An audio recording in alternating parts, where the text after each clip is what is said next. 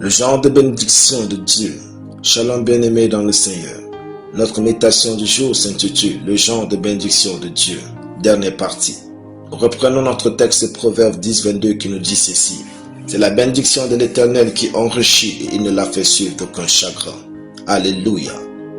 La bénédiction de Dieu ne peut se falsifier quand elle repose sur une personne.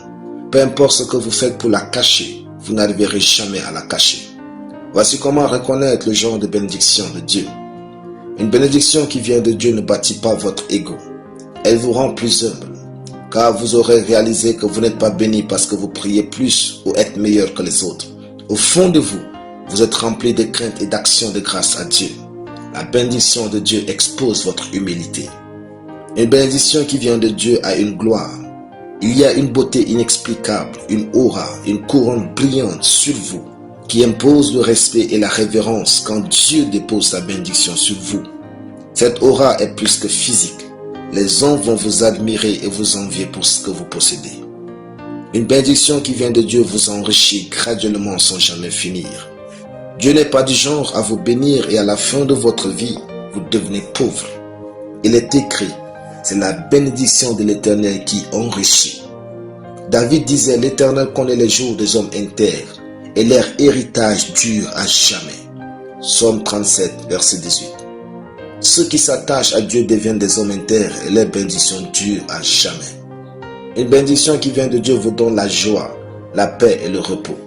Vous ne pouvez qu'être heureux et joyeux, épanoui avec ce que Dieu vous donne. Sinon, il ne vous l'aurait jamais donné. Le mot bénédiction signifie ce qui vous fait du bien. C'est ainsi qu'une bénédiction qui vient de Dieu est sans chagrin. Maintenant, pour recevoir ce genre de bénédiction qui vient de Dieu, vous devez souvent patienter. Dieu va vous donner ce qu'il a pour vous dans le temps qu'il a retenu pour vous l'accorder. Ainsi, patientez, croyez, désirez, persévérez et recevez la bénédiction de Dieu. Dieu prend son temps pour vous éprouver, évaluer votre caractère avant de vous confier des grandes bénédictions. Car il aime votre âme plus que tout le reste. Alléluia. Prions. Merci Père pour ta parole. Je suis béni et ta bénédiction couvre ma vie tous les jours au nom de Jésus. Je vis donc une vie joyeuse, épanouie, tranquille, tous les jours au nom de Jésus. Amen. La lecture biblique en une année, 2 Samuel chapitre 21 à 2 Samuel chapitre 24. Soyez bénis, c'était le Père du ciel.